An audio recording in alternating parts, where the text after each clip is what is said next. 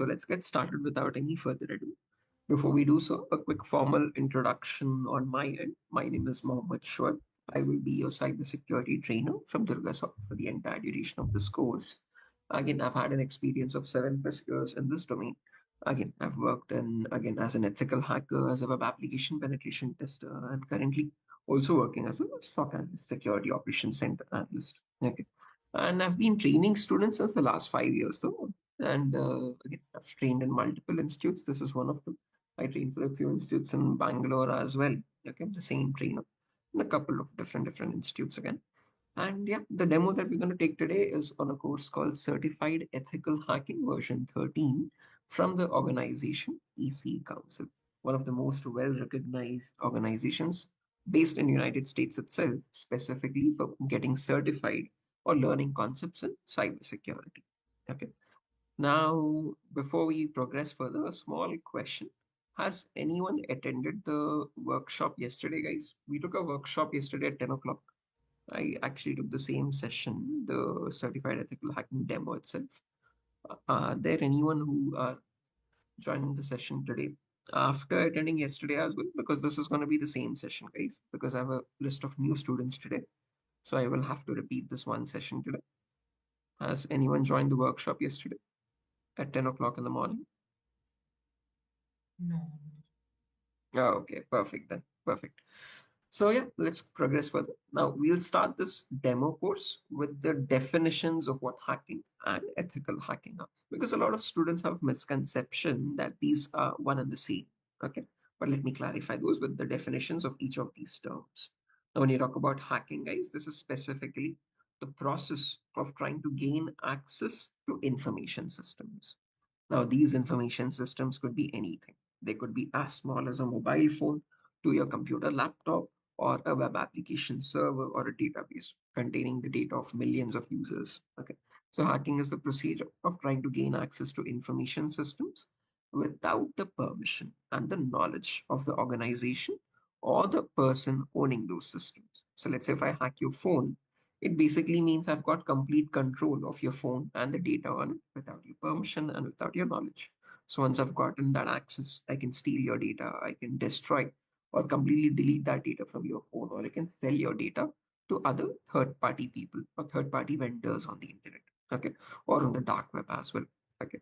And all of these operations are usually performed by hackers for their own benefit, okay. And again, sometimes hackers are so mischievous, they can even do it just for fun, just for the sake of it, and without even any personal benefit out of it. Okay. Now, if hacking is such a malicious task, if it is such an illegal activity, why do we have a course called ethical hacking? And how is this getting ethical in the first place? Ethical is something which is legal, which is allowed. How is hacking again becoming legal or becoming allowed? Okay. So when you talk about ethical hacking, on the other hand, this is the procedure of finding vulnerabilities. So this terminology called vulnerability is something that will keep coming across throughout the course, guys. To define it, it's a loophole, it's a flaw or a weakness in the security of your information systems. So your job as an ethical hacker is to find these vulnerabilities in the information systems in the organization. Okay. Now, why do we need to find these? Because these are what hackers look for as well. They try to find the vulnerabilities and they try to take advantage of those vulnerabilities or exploit them to perform attacks or cyber threats. So your job in ethical hacking is to find these vulnerabilities in the information systems before the hackers do. And this is done with the consent and with the knowledge of the organization. So you do not work behind the scenes or anything. You work hand in hand with the organization. And once you find the vulnerabilities, you report it back. Once the vulnerabilities are reported back, the company can apply the necessary security updates, also commonly known as the security patches. Okay. And once these patches have been applied, there is no other chance of any hacker exploiting those vulnerabilities or performing any cyber threats. So your job as an ethical hacker is to protect your organization from these cyber criminals by finding the vulnerabilities, reporting them, and remediating them or patching them up. Okay. Now, depending on these two simple definitions here, we can categorize the types of hackers, guys. You already know two categories, white hat and black hat. Okay. And there's one more third category called gray hat. Now, your black hat criminals or black hat hackers are basically cyber criminals itself. These are people who perform hacking for their own benefit or for fun without asking for consent. On the other end of the spectrum, we have white hat hackers, cybersecurity professionals, or ethical hackers who abide by the laws and policies of the organization and work for securing the organization's infrastructure from these cyber threats. Okay. And in between, there's a third mysterious category called gray hat hackers. Now, these are people who have both the qualities of a black hat hacker as well as a white hat hacker. So, like a black hat hacker, they don't ask for permission first. Okay. But once they do find the vulnerability, like a white hat hacker, they report it back to the company. Okay. But there's a minor catch here. They don't do it for free. They do it in return for a bounty. A bounty is like a financial reward they expect in return for finding the vulnerability and reporting it to the company without misusing it. Okay, so therefore these grey hat hackers are also commonly known as bug bounty hunters.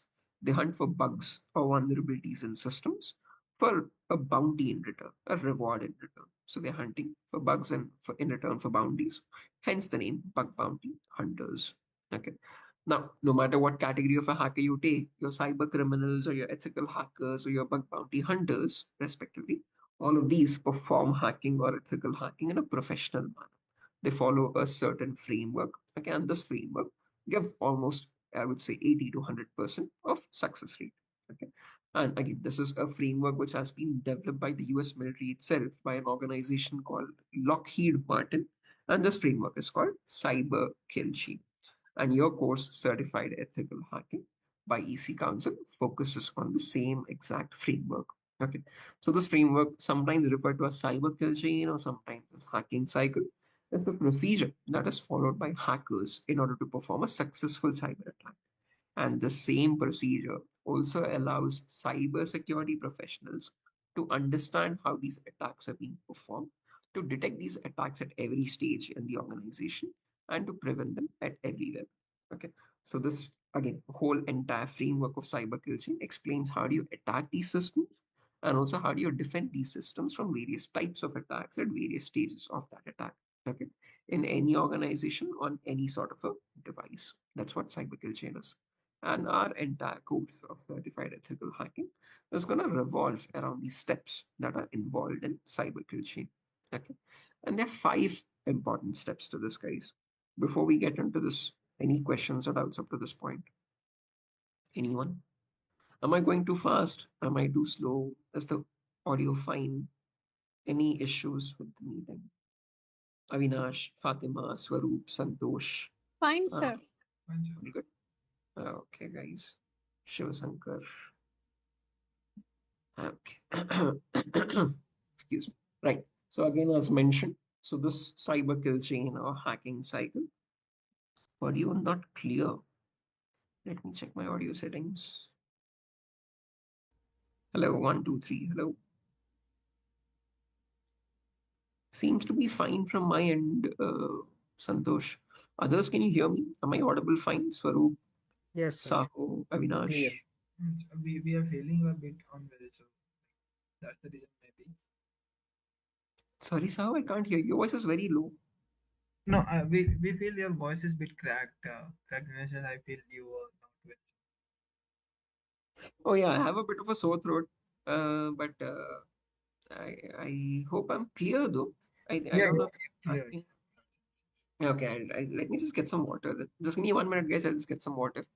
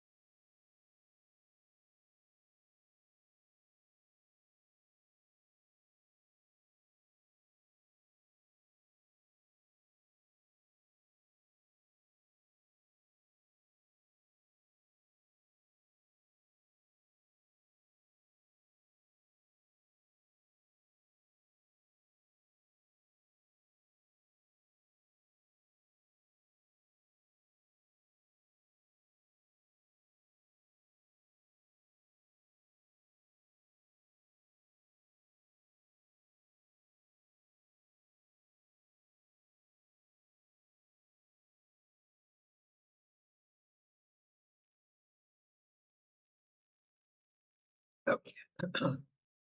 Right. So let's continue from where we left off, guys. I hope the audio gets better and there's lesser of cracking. But let's see. Again, if there's any issues, please do let me know. If I'm completely inaudible or if you're not able to make out what I speak, then I'll try to make changes also, okay, accordingly. So yeah, let's get into the hacking cycle part, guys, as mentioned. So this hacking cycle consists of five important steps in it. First step is called as information gathering. Oh, one second, let me change this. Yeah. So the first step is called as information gathering. Second step is called as scanning. Third step is gaining access. Fourth step is maintaining access. And the last step is reporting or clearing traces. These are the same exact five steps that are involved in the hacking cycle or cyber kill chain that is followed in every single organization. Okay. So this framework consists of these five steps itself. And again, if you know, if you notice only in the last step, have two different terminologies, reporting or clearing traces. What I want to indicate by that is no matter what kind of hacking you perform, whether it be your, again, ethical hackers, so penetration testing, or cyber criminals, cyber threats, the procedure is exactly same. What changes is only the last step. So whether it be white hat hackers, gray hat hackers, or black hat hackers, first four steps are exactly identical. There is no change in the procedure in the first four steps. What varies is only the last step. If you are a white hat hacker or a gray hat hacker, you report the vulnerabilities back to the organization. That is reported. Okay. And if you are a black hat hacker, on the other hand, you don't report anything back to the organization. You hide evidence of your actions. You try to remove the evidence. You try to delete the logs, etc., etc. Those operations are commonly called as clearing traces. Okay. So no matter what the procedure is, whether it be by cyber criminals or whether it be by ethical hackers or any, the procedure involves the same exact five steps. Okay. And our entire course is going to revolve around these five steps itself. And today I will be explaining each of these steps one by one briefly. And just giving you an intro on each of these steps so you have a better idea about the entire course. Okay. So the first thing we have here is information gathering. Some organizations also refer to this as reconnaissance or footprinting, guys. And the objective over here is to gather as much information as possible about the target organization. And an important point to note here is all of this information is obtained passively. What I mean by passively is you do not contact the organization in any way. You obtain all of this information from third party sources, from some special websites on the internet, which act as gold mines of data. I would say. Right? So if you just know what those websites are, again, you can perform information gathering and figure out what data you need to obtain as an ethical hacker or a cyber criminal. And again, figuring out, again, if I had to give you an example of what pieces of data we would try to gather, this is a small list. So we try to get the IP addresses, the network blocks, the host records, the DNS records, domains or subdomains, OS information, employee details, contact numbers, email addresses, okay, or usernames and passwords of the employees which have been leaked online in data breaches. So this is a very small example of what data we try to obtain. It's much more comprehensive than this when we get into the course. Okay. But just to give you an intro of what data do we try to obtain in information gathering phase. And believe it or not, all of this information is readily available on the internet. All you need to know is what those websites are from where you can get this information. If I show you a small practical for this, again, let's say if I wanted to get the DNS records of any organization, I can just go to my browser here, and in my browser, I can search for a website called DNS Dumpster. DNS Dumpster. Okay. And I can click on the first website here. And this is capable of providing me the DNS records of any organization. Now, could you please do me a favor and give me an organization's name, guys? Any organization for that matter. Again, a website, any example would be good. Again, I think we can just search for, let's say, Microsoft for now. If I just search for Microsoft.com, these are the DNS records specifically currently to Microsoft. So if I scroll down, you can see where these servers for Microsoft are located geographically. Now, again, that is not the most important takeaway from this website, but if I scroll down here,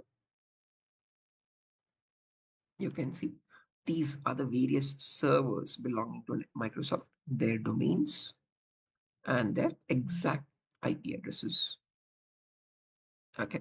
Again, as mentioned, when you talk about attacking a certain server from an organization, the first thing you would want to know, or you would need is their IP address. Okay. And these are the various servers belonging to Microsoft, their web servers, and their exact correlated IP addresses. That's what a DNS server does, link a domain name with its IP. But don't worry, we'll talk about a lot more in depth on that in the upcoming sessions. So these are all the web servers of Microsoft. Scroll down much further, you get the mail servers as well. So this is one of the mail servers using Outlook, and they are DNS servers. Okay, and these are some other records, and this is the entire topology, the online network topology of Microsoft and their respective servers. Yeah. Okay. Now, this can be obtained for any organization on the internet. And please note, this is not illegal in any way. Microsoft itself needs to give out this information, but it is scattered across the internet. What this website DNS dumpster does is it collects all that data and puts it in one single place for easy access. Okay. You can do a search for any organization. I've searched for Microsoft. You could go for anyone. Let's say Wipro, and you see, I get the information for Wipro now. Their mail servers, I mean their web servers, their mail servers, their DNS servers, etc., etc. Okay.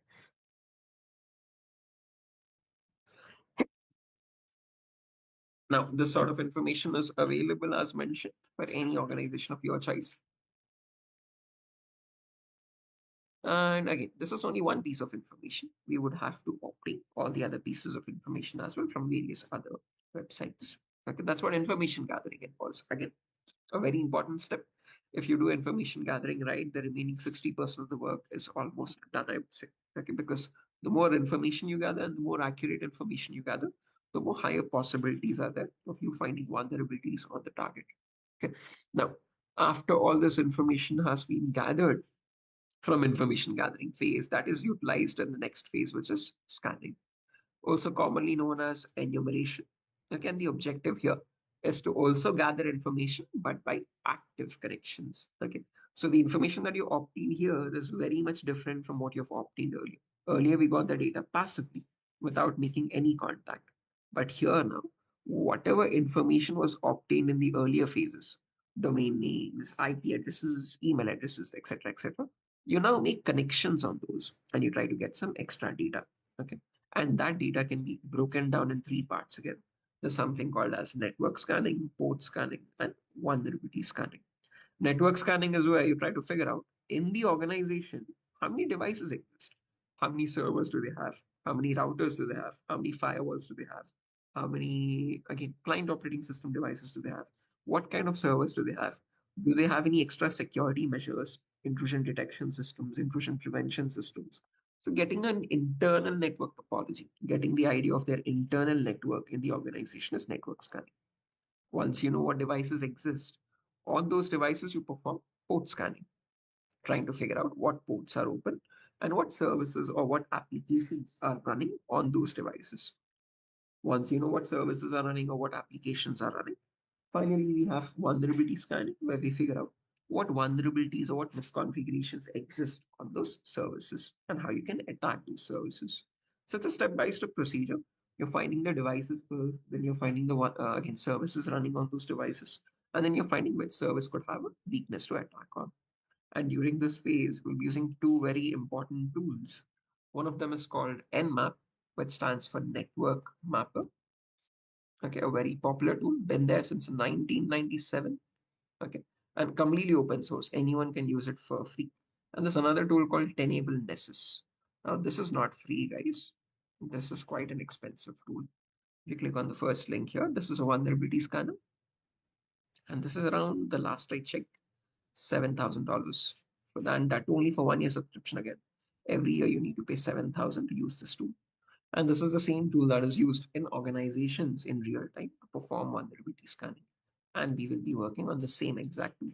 I will be showing you how to install this, how to run this in an organization, and how do you perform vulnerability scanning with the same exact tool. Again, if you know this tool, again, you will be again eligible for a lot of these various job descriptions, which are again available for penetration testers or security consultants, etc., etc.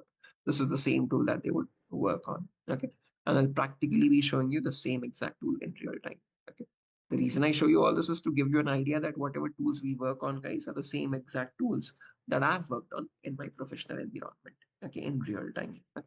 So all the tools and the practicals I show are very hands-on with the experience I've had over the years in the organizations. Okay.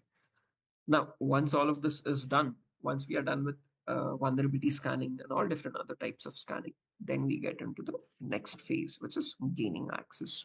So this is the phase where the real hacking occurs. Okay, so basically, whatever vulnerabilities were found in the earlier phases are now utilized here to perform the attacks on.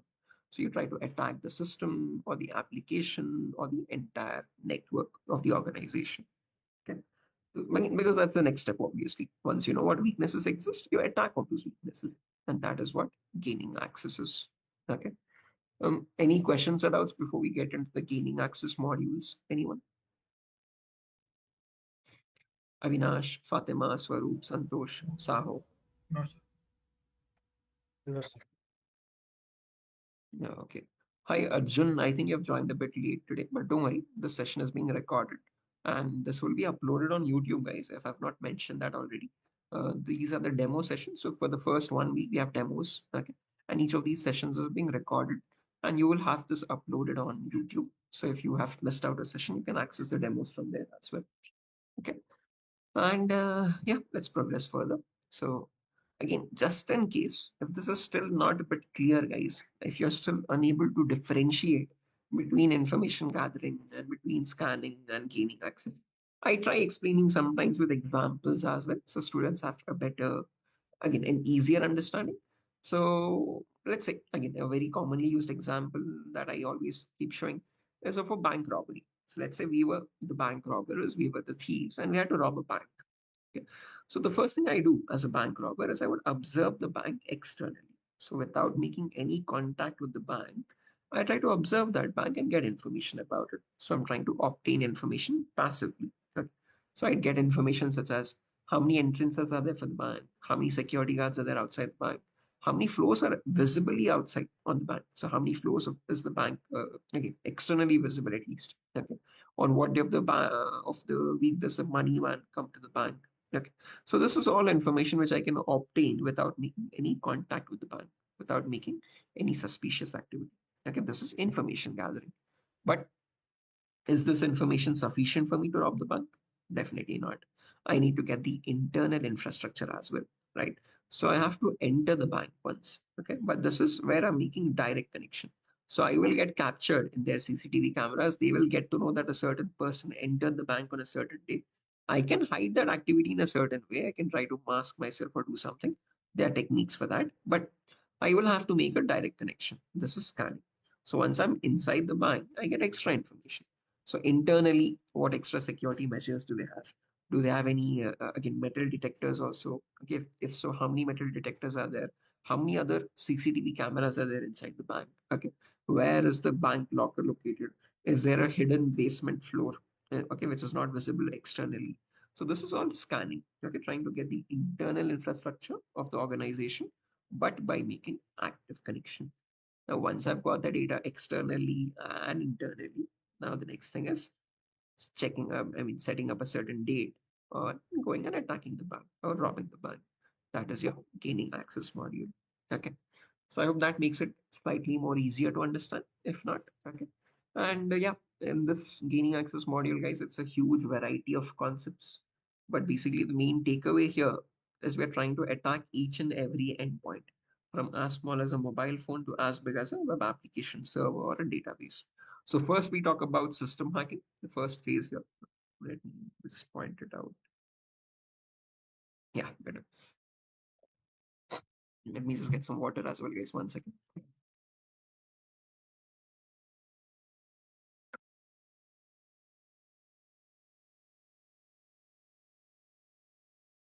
Right. So as mentioned, the first step is system hacking. This is the phase where we try to attack any Windows operating system or a Linux operating system and crack their passwords. Let's say a hacker has your system and log you out of your own Windows system. And how do you get access back to your cloud? So you don't have you back or bypass any Windows operating system. Linux okay, that's malware. Another technique of hacking systems is malware attacks. Malware is malicious software. What are the categories of malwares available in How do you prevent malware attacks on your system? And how do you get these malwares if they're already installed on your system? Then there's a bonus concept called malware advanced, where again, if anyone over here has knowledge on Python, there's an additional bonus concept for you as how to create malware using Python program. In our class, I show one module I show how to write my batch scripting. So only for this module we have requirements more of small programming. Other than that, there's no much requirement of programming for this course. Okay. Then we talk about work penetration, where it's network attacks like sniffing attack, man in the middle attack, denial of service attack, hacking Wi-Fi routers, cracking the password for Wi-Fi routers. All of this falls under network penetration testing. Okay. So these attacks allow you to capture the passwords of the network. They can allow you to shut down remote servers by overloading them with huge amounts of traffic, making them crash, or trying to crack the password of Wi-Fi routers. So all of these attacks are related to the network. Okay. Then comes social engineering attacks. This is where you try to figure out how do hackers create fake login pages. Okay. So no matter what social media page it be or what bank login page, so hackers create exact replicas. How do they generate fake pages? How do they send them to victims and get their credentials? So these are also commonly known as phishing attacks. We'll practically learn how do you perform phishing attacks and how do you distinguish between a genuine page and a fake page? How do you make people aware of these phishing attacks and what are the things to check for? Okay. Then comes hacking web servers. Basically, every organization has a website. That's the face of the organization. And it's hosted on a web server, locally, on premise, or on the cloud. Okay. So how do you check for vulnerabilities on the web server if it's on the premise? Okay. Or how do you check for vulnerabilities on that cloud environment through web application pen testing? Okay. So there's SQL injection, cross-site scripting, broken authentication, file upload vulnerability. Might sound very gibberish to you right now, guys. I'm pretty sure you might see again you might see a lot of new terminology sometimes here. Okay, but don't worry, as we progress with our classes you learn each of these techniques and these attacks. Okay, so using these attacks, basically hackers can get into websites, they can bypass authentication, they can hack into databases, okay? They can upload malicious files to a server and get remote connections to those servers, etc., etc. Okay, if I show you an example for this, again let's talk about SQL injection. Let's say a simple practical example. So basically, SQL injection is where you can try to bypass these authentications by injecting malicious SQL queries. Okay, but 1 second. These are some websites I've bookmarked just to show you what these websites vulnerabilities look like. So, for example, guys, there's this login page. Let's say, okay. So I have a login page here. Now this login page belongs to CPHE Delhi, if you notice. Okay, so this website is again a genuine website belonging to the Central Board of Higher Education. I've already reported this. They have not gotten back to me for some reason. Okay, but again, if you notice over here, there's a login page as well. Okay, where is it? Yeah, here. Okay, it's asking me for user ID and a password. Okay, now just off the record, let me pause the recording for a while, just so that this is. So now let me resume the recording again. And yeah, after SQL injection and all, we have the next vulnerability, which is evading techniques. Okay. So when you talk about evading, every organization has some security measures. Okay. IDS, IPS, and firewall intrusion detection systems, intrusion prevention systems, and firewalls. So we'll practically be working on how do you bypass these devices